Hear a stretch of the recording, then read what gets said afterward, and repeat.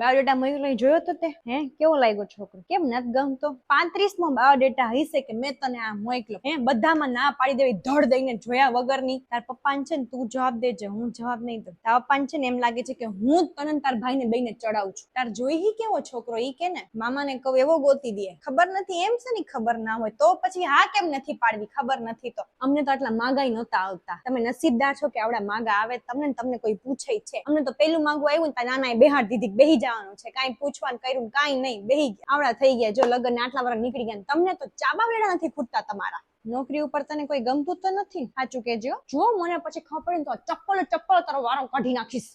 દરેક મા બાપ ને છે ને અરમાન હોય કે પોતાના છોકરાઓના લગ્ન જોવે, હરખ કરે, પણ અમાર નસીબ જ નથી એવા કે તમે તાર ભાઈ અમને એવા દિવસ દેખાડો. મને એવા કયા જન્મના પાપ ભગવાન અમારી પાસેથી લે છે કે આવી પરજા મારા ઘરે આવી? મને અરમાન ન હોય કે મારી છોકરીને લગ્ન થાય, મારા છોકરાને લગ્ન થાય? આજે તારી બધી બેનપણીઓના લગ્ન થઈ ગયા, બે ત્રણના ઘરે તો છોકરા આવે છે. તારે કેદી કહેવા? તું મને ખાલી કહી દે. છોડો, કઈ કહેવાનો ફાયદો જ નથી તમને અત્યારે ખબર નહીં પડે. તમારા લગ્ન થાય ને તમારા ઘર છોકરા થશે ને એ છોકરા તમારા જેવા થશે ને ત્યારે તમને ખબર પડશે કે મા બાપનું દુઃખ શું હોય છે. આ બધાય વાતું કરે, શું કરવાનું? કોના મોઢા બંધ કરવા જવાના? વાંકી અમારો જ છે ને. એ લોકો તો વાતું કરવાના જ છે, આપણે મોકો આપીએ તો. જયારે પૂછે ત્યારે લગ્ન નથી કરવા, લગ્ન નથી કરવા, લગ્ન નથી કરવા. તો લગ્ન નથી કરવા શું કરવું છે? આખી જિંદગી ઢેણા જ કરવા તારે? એ તાર નોકરો બોકરો જે કરવો હોય ને તમારા સાસરીએ જઈને કરો. અહીંયા નહીં, અહીંયા ટાઈમસર પૈણી જાવ એટલે અમારા માથેથી છે ને થોડોક ભાર ઓછો થાય.